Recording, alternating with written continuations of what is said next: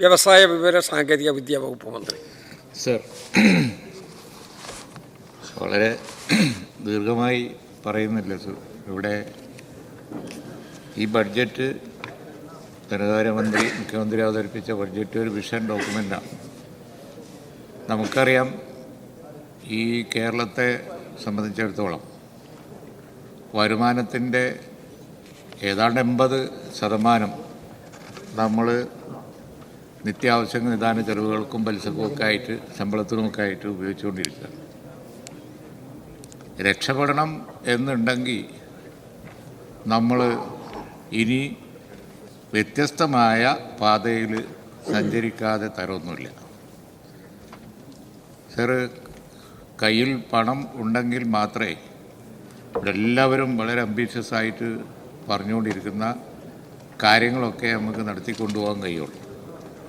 സത്യത്തിൽ നമുക്ക് കാര്യമായ പണം എംപ്ലോയ്മെൻറ്റ് ജനറേറ്റ് ചെയ്യാനോ ആളോഹരി വരുമാനം കൂട്ടാനോ അല്ലെങ്കിൽ നമ്മുടെ എല്ലാ കാര്യങ്ങളും എഡ്യൂക്കേഷൻ, ഹയർ എഡ്യൂക്കേഷൻ ആണെങ്കിലും സ്കൂൾ എഡ്യൂക്കേഷൻ ആണെങ്കിലും സ്റ്റാൻഡേർഡ് പറയും എന്തിനും ഏതിനും പണം ആവശ്യമുണ്ട്. പക്ഷേ നമ്മുടെ കയ്യിൽ അതില്ല എന്നുള്ളതാണ് വസ്തുത. വേണ്ടത്ര ഇല്ല. വരുമാനത്തിന് 80% പോവുക. പണ്ടൊക്കെ ആണെങ്കിൽ പല ടാക്സ് മാർഗങ്ങളായാലും ഇപ്പോൾ അതും പറ്റില്ല. ഒക്കെ കേന്ദ്ര ഗവൺമെൻറ് നിയന്ത്രണങ്ങളും കാര്യങ്ങളും ഒക്കെ ഉണ്ട്. ലോൺ എടുക്കാൻ പോലും പറ്റില്ല. സർ, കേരളം ഒരു സ്റ്റാഗ്നൻ്റായി പോവാതെ ഇരിക്കണം എന്നുണ്ടെങ്കിൽ അല്പം വ്യത്യസ്തമായ മാർഗത്തിൽ നമ്മൾ സഞ്ചരിക്കേണ്ടി വരും. സർ, ആ ചാലഞ്ച് എടുക്കണം എന്നുണ്ടെങ്കിൽ ഔട്ട്ലുക്ക്, നമ്മുടെ ഒരു വീക്ഷണം എല്ലാവരുടേതും അല്പമൊക്കെ ഒന്ന് മാറ്റേണ്ടി വരും. ഞാൻ പ്രതിപക്ഷത്തെ ഒന്നും ഉദ്ദേശിച്ചല്ല പറയുന്നത്, അല്ലെങ്കിൽ വളരെ ഓർത്തഡോക്സായിട്ട് ചിന്തിക്കുന്ന പിന്നെ ഐഡിയോളജിയിൽ വരിഞ്ഞു മുറുക്കപ്പെട്ട സ്ഥിതിയെപ്പറ്റിയൊന്നുമല്ല. നമ്മളെല്ലാവരും മാറേണ്ടി വരും. അല്ലെങ്കിൽ വലിയ സ്റ്റാഗ്നൻ്റായി പോവും. ഈ സ്റ്റേറ്റ് ദരിദ്രമായി പോവും. ആളോഹരം വരുമാനം ഇനിയും കുറയും. സർ, ഇവിടെ ഈ അടുത്ത കഴിഞ്ഞുപോയ ദശകങ്ങളിലൊക്കെ വലിയ റെമിറ്റൻസ് വിദേശത്തേക്ക് നമ്മൾ തന്നെ കയറിപ്പോയതുകൊണ്ട്, ഹ്യൂമൻ എക്സ്പോർട്ട് കൊണ്ട് ആളുകൾ പുറത്തേക്ക് പോയതുകൊണ്ടാണ് നമ്മൾ രക്ഷപ്പെട്ട് പിടിച്ച് നിന്നത്. പക്ഷേ ഇന്ന് ഞാൻ വിശദീകരിക്കേണ്ട ആവശ്യമൊന്നുമില്ലല്ലോ ഗ്ലോബലി അതിൻ്റെ ഒരു സ്ഥിതി എന്താണ് എന്നുള്ളത്. സർ, അപ്പോൾ നമ്മൾ രക്ഷപ്പെടാനുള്ള മാർഗങ്ങൾ നോക്കണം. സർ, ദുബായ് ഒരു ഉദാഹരണമാണ്. അവർക്ക് എണ്ണ പറ്റി, പിന്നെ ആകെ ഉണ്ടായിരുന്നത് ഒരു പോർട്ടാണ്. ആ പോർട്ട് വെച്ച് നല്ല വിഷൻ ഉണ്ടായതുകൊണ്ട് അവിടെ വലിയ ഡെവലപ്മെൻ്റ് ഉണ്ടായി. സർ, എന്താ ഉള്ളത്? അവിടെ വെതറുണ്ടോ? കേരളത്തിൻ്റെ മാതിരി ഇല്ല. ചൂടാണ്. തണുപ്പാണെങ്കിൽ തണുപ്പ്, ചൂടാണെങ്കിൽ ചൂട്. പക്ഷേ ടൂറിസ്റ്റുകൾ വരുന്നു. ആകെയുള്ള കുറച്ച് ഒരു പോർട്ട് പോലത്തെ അടിസ്ഥാന സൗകര്യ വികസനം കൊണ്ട് വേൾഡിലെ ഏറ്റവും വലിയ ട്രേഡ് സെൻ്ററായി സ്റ്റേറ്റ് മാറി. ചെറിയൊരു ഉദാഹരണം ഞാൻ പറഞ്ഞു തന്നു. ഇതുപോലെ മാറാൻ കഴിയും നമുക്ക്. ഇതുപോലെ ചേഞ്ച് ചെയ്ത് അതിനേക്കാൾ എത്രയോ വലിയ സൗകര്യം, അതിനേക്കാൾ കാലാവസ്ഥ, പ്രകൃതി ഭംഗി, വനത്തിന് വനം, നദികൾക്ക് നദി, തീരങ്ങൾക്ക് തീരം, എല്ലാമുള്ള ഒരു സ്റ്റേറ്റ്. പക്ഷെ പിന്നെ എന്തുകൊണ്ടാണ് സർ നമുക്ക് പറ്റാത്തത്? അല്പം വ്യത്യസ്തമായ മാർഗത്തിൽ നമ്മൾ സഞ്ചരിക്കണം. അതിനുള്ളൊരു വിഷൻ ഈ ഡോക്യുമെൻറ്റിൽ ഉണ്ട്. എല്ലാവരും സഹകരിച്ചാൽ നമുക്ക് നോക്കാം. അല്ലെങ്കിൽ നമ്മളെ കുട്ടികളെ അനുഭവിക്കും. സർ, ഇപ്പോൾ നമുക്കറിയാം നമ്മുടെ ഹയർ എഡ്യൂക്കേഷൻ മേഖല, അല്ലെങ്കിൽ എഡ്യൂക്കേഷൻ തന്നെ ഇപ്പോൾ പ്രയോജനമില്ലാത്ത സ്ഥിതിയിലാണ് പോയിക്കൊണ്ടിരിക്കുന്നത്. അതിനെ ആധുനികവൽക്കരിക്കുകയും ഒരു കാപ്പബിലിറ്റി ലോകത്ത് ഇന്നുള്ള ടെക്നോളജിക്ക് അനുസരിച്ച് എംപ്ലോയബിളായ അല്ലെങ്കിൽ എൻ്റർപ്രണേഴ്സ് ആവാൻ പറ്റുന്ന നിലയിലേക്ക് ഉയർത്തിക്കൊണ്ടുവരണം എന്നുണ്ടെങ്കിൽ സ്റ്റാൻഡേർഡൈസേഷൻ ആവശ്യമാണ്. അതിന് സ്റ്റാൻഡേർഡൈസേഷന് വേണ്ടിയുള്ള നടപടികൾ എടുക്കണം. പരിഷ്കാരം വേണ്ടി വരും. അപ്പോൾ യൂണിവേഴ്സിറ്റികളിൽ പരിഷ്കാരം വരും. അവിടെ തൊടാൻ പാടില്ല. അവിടെ പൊളിറ്റിക്സാണ്. എങ്കിൽ പിന്നെ നമ്മൾ മുടിഞ്ഞു പോവുകയുള്ളൂ. യാതൊരു സംശയവും വേണ്ട. യൂണിവേഴ്സിറ്റി കടക്കാൻ പാടില്ല. അതിനകത്തേക്ക് പോകാൻ പാടില്ല. ഒരു പരിഷ്കാരം പാടില്ല. അവിടെ എല്ലാം കൂടി നമ്മളങ്ങ് വാഴുകയാണ്. പക്ഷെ അങ്ങനെ ആയാലും എന്താ ചെയ്യുക?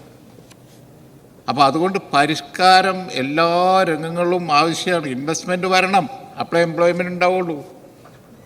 ഇൻവെസ്റ്റ്മെൻറ്റ് വരണം എന്നുണ്ടെങ്കിൽ ഇപ്പോൾ നമ്മൾ ടൂറിസം വികസിക്കണം എന്നുണ്ടെങ്കിൽ ടൂറിസം കൾച്ചർ വേണം, ടൂറിസം ആളുകളുടെ അപ്രോച്ച് മാറണം, ഗവൺമെൻറ് അപ്രോച്ച് മാറണം. അങ്ങനെ ഇൻവെസ്റ്റ്മെൻറ്റ് വന്നാലല്ലാതെ നമ്മളെ സംബന്ധിച്ചിടത്തോളം ഇനിയൊരു രക്ഷയില്ല.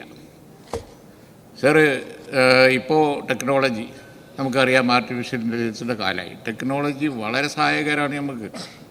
ഇപ്പം ഞാൻ പറയുമ്പോൾ IT മിഷനെ AI ഫ്യൂച്ചർ ടെക്നോളജി മിഷൻ എന്ന് ആക്കി പ്രഖ്യാപിച്ചിട്ടേ ഉള്ളൂ. അതിനൊരു പബ്ലിസിറ്റി കിട്ടിയപ്പോൾ തുരുതുരാ വരികയാണ് കുട്ടികൾ ഓരോരോ ആശയം കൊണ്ട്, പുതിയ ആശയം കൊണ്ട്, പുതിയ സ്റ്റാർട്ടപ്പും കൊണ്ട് വരികയാണ്. പക്ഷെ അവർക്ക് വേണ്ട പോലെ സപ്പോർട്ട് ചെയ്യാനും അതുപോലെ തന്നെ ഇൻസെൻറ്റീവ് കൊടുക്കാനും കൈപ്പെടില്ല. കർണാടക വലിയ പാക്കേജാണ് കൊടുക്കുന്നത്. തമിഴ്നാടിന് അവർക്ക് ഒരുപാട് വരുമാനമുണ്ട്, അതുകൊണ്ട് അവർക്കൊക്കെ വലിയ ഇൻസെൻറ്റീവും പാക്കേജും ഒക്കെ കൊടുക്കാൻ കഴിയും. നമുക്ക് കൊടുക്കാൻ കഴിയുന്നില്ല, കാശില്ല. ഞാൻ ബഹുമാനപ്പെട്ട ധനകാര്യമന്ത്രിയോട് റിക്വസ്റ്റ് ചെയ്തുകൊണ്ട് കുറച്ചധികം പണം വെച്ച് തന്നു. എന്താ കാര്യം, ഇങ്ങനത്തെ സ്റ്റാർട്ടപ്പിന് പാക്കേജ് കൊടുക്കാൻ. അതുപോലെ തന്നെ നമ്മുടെ പിന്നെ ചെറുകിട വ്യവസായങ്ങൾക്ക് ഇങ്ങോട്ട് വരാനുള്ള സ്കോപ്പ് കൂടുതൽ ഉയർത്താനാണ്. ഒരുപാട് കാര്യങ്ങൾ ചെയ്യാൻ പറ്റും. നിക്ഷേപം ധാരാളം വരും. പക്ഷേ നിക്ഷേപത്തിന് ഓപ്പണപ്പ് ചെയ്യുമ്പോൾ വളരെ യാഥാസ്ഥിക മനോഭാവത്തോടു കൂടി അത് പറ്റൂല, ഇത് പറ്റൂല എന്ന് പറഞ്ഞാൽ എന്തു ചെയ്യും? അങ്ങനെ പറയുന്ന സ്ഥിതിയൊന്നും മതിയാക്കി കേരളത്തെ രക്ഷപ്പെടാനുള്ള മാർഗത്തിൽ റൂട്ടിലേക്ക് കയറ്റി, ഞാൻ അത്ര ഇപ്പോൾ പറയും, ഡീറ്റെയിൽസിലേക്ക് പോകില്ല, കയറ്റി നിർത്തിയില്ല എങ്കിൽ നമ്മൾ വളരെ സ്റ്റാഗ്നൻ്റ് ആവും. ഇവിടെ 80% വരുമാനം പോയി കഴിഞ്ഞ് 20% കൊണ്ട് എന്ത് ചെയ്യാനാണ് ഈ സ്റ്റേറ്റ്? കുറച്ച് കഴിയുമ്പോഴേക്ക് പലിശ കൂടി അതും ഇല്ലാതാവും, ശമ്പളം വരെ മുടങ്ങും. അതുകൊണ്ട് നിക്ഷേപം എല്ലാ മേഖലയിലും വരണം. ഇപ്പോൾ ബഡ്ജറ്റിൽ പറഞ്ഞ ഒരുപാട് കാര്യങ്ങളുണ്ട്, അതിൻ്റെ ഡീറ്റെയിൽസിലേക്ക് ഞാൻ പോകുന്നു. അതുപോലെ തന്നെ പുതിയ ടെക്നോളജി ഉപയോഗിച്ച് നമുക്ക് ഒരുപാട് കാര്യങ്ങൾ ചെയ്യാൻ പറ്റും. മാറ്റങ്ങൾ വരണം. ആ മാറ്റത്തിന് വേണ്ടി നമ്മൾ ഒരുമിച്ച് നിന്നില്ല എങ്കിൽ ഗൾഫ് മേഖലയിൽ, അതുപോലെ തന്നെ പിന്നെ യൂറോപ്പിൽ, അമേരിക്കയിൽ, യൂറോപ്പിൽ അവർക്ക് തന്നെ ഇല്ല. അമേരിക്കയിലാണെന്നുണ്ടെങ്കിൽ അറിയാം, അമേരിക്ക ഫസ്റ്റാണ്. ഇനി ട്രംപ് മാറിയാലും പിന്നെയും കൂടുകയുള്ളൂ. ഗൾഫ് മേഖലയിലാണ് എന്നുണ്ടെങ്കിൽ അതിൻ്റെ ത്രെഡുണ്ട്.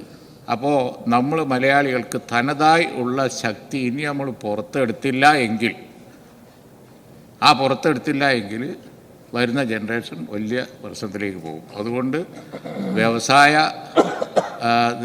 വകുപ്പിനെ തന്നെ കാണേണ്ടത്, നമ്മളെ സംബന്ധിച്ച് എല്ലാ വകുപ്പുകളും പരിഷ്കരിക്കുന്ന രീതിയിൽ ആധുനിക സാങ്കേതിക വിദ്യ ഉപയോഗിച്ച് നമ്മൾ മാറാനുള്ള, അവിടെയൊക്കെ നിക്ഷേപം, അതാണ് ഈ ബഡ്ജറ്റ് ഡോക്യുമെൻറ്റിൽ വെച്ച വിഷയം. അത് ഉണ്ടാവണം എന്നാണ് ഈ സന്ദർഭത്തിൽ എനിക്ക് പറയാനുള്ളത്.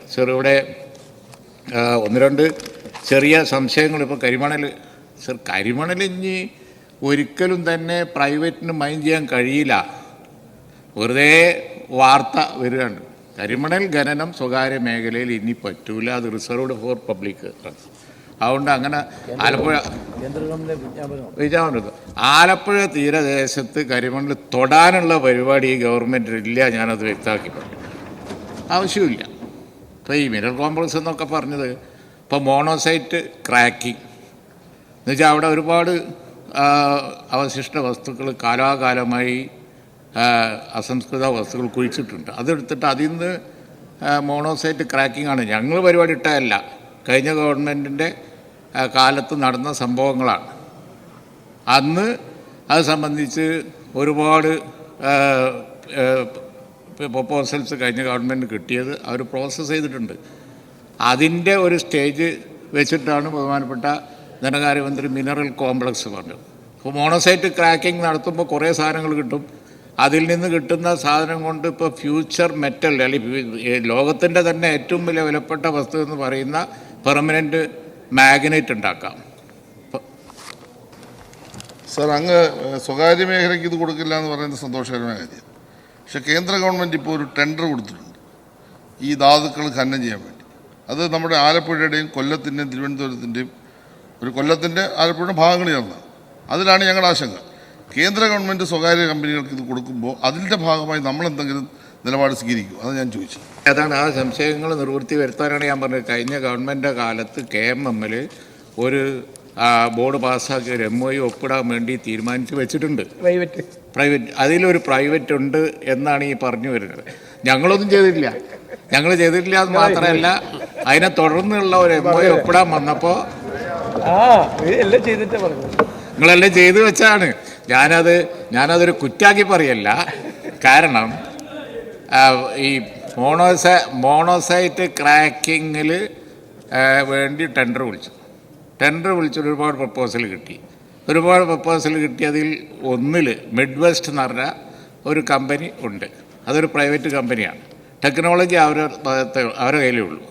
അപ്പോൾ അവർ ഫസ്റ്റ് റൈറ്റ് ആവശ്യപ്പെട്ടപ്പോൾ കൊടുക്കണ്ടേ എന്ന് നോക്കി ബോർഡ് അത് പാസ്സാക്കി MOU സൈൻ ചെയ്യാൻ പോണ സമയത്താണ് ഇലക്ഷൻ വന്നത്.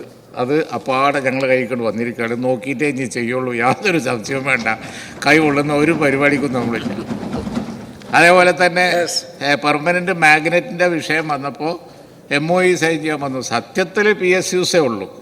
എന്നാലും ഞാൻ പറഞ്ഞു ഇപ്പോൾ ഒപ്പിടണ്ട, ഇതിൻ്റെ വിവാദമൊക്കെ കൈയ്യട്ടെന്ന് നല്ലോണം നോക്കിയിട്ട് ചെയ്താൽ മതി എന്ന് പറഞ്ഞിട്ട് മാറ്റി വെച്ചു. അപ്പോൾ ഞാൻ മുഖ്യമന്ത്രിയോട് ചോദിച്ചു. അപ്പോൾ എന്നോട് പറഞ്ഞു ഈ ഒപ്പ് വേണ്ട, നല്ലോണം നോക്കിയിട്ട് മതി എന്ന് പറഞ്ഞു. അങ്ങനെ ഞങ്ങൾ മാറ്റി വെച്ചിരിക്കുക. പക്ഷേ ഒരു കാര്യം ഉറപ്പാണ്, കരിമണൽ ഖനനം നടക്കൂല. അത് സ്വകാര്യ മേഖലയിൽ ഒട്ടും നടക്കൂല. ആലപ്പുഴ തീരെ ഞങ്ങൾ തൊടൂല. ആ സംശയം വേണ്ട. അതിന് പറ്റിഞ്ഞ് വാർത്തകളുണ്ടാക്കണം. അതുപോലെ തന്നെ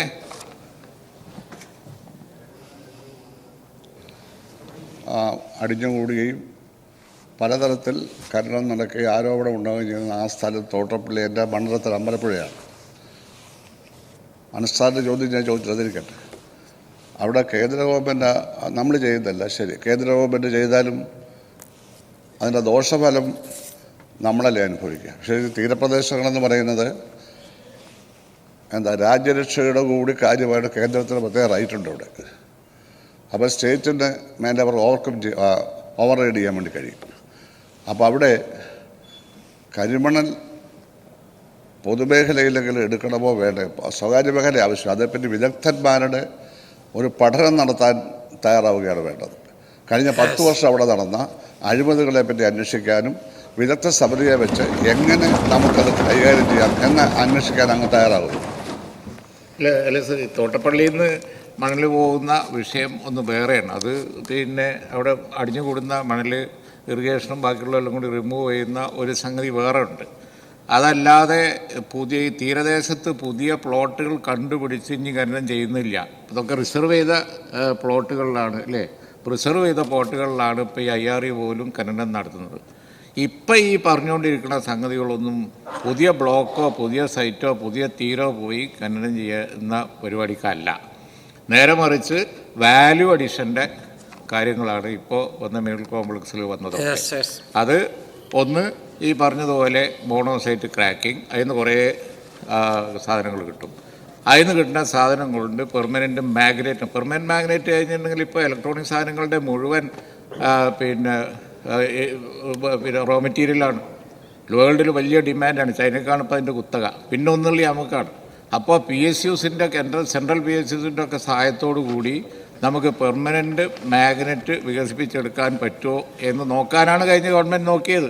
എന്ന് തെറ്റ് പറയാൻ പറ്റില്ല. പക്ഷേ അതിൻ്റെ നെക്സ്റ്റ് സ്റ്റേജിലേക്ക് പോകുമ്പോൾ ഈ പറഞ്ഞ മാതിരി എഗ്രിമെൻറ്റിലൊക്കെ ഇനി വല്ല കുഴപ്പങ്ങൾ ഒളിച്ചിരിപ്പുണ്ട് ഉണ്ടോ എന്ന് നോക്കിയതിന് ശേഷം നല്ലോണം നോക്കി ഞങ്ങളത് ചെയ്യണം എന്നാണ്. അപ്പോൾ മിനറൽ കോംപ്ലക്സ് എന്ന് പറഞ്ഞത് ഈ വാല്യൂ അഡീഷനും കാര്യങ്ങളൊക്കെയാണ്.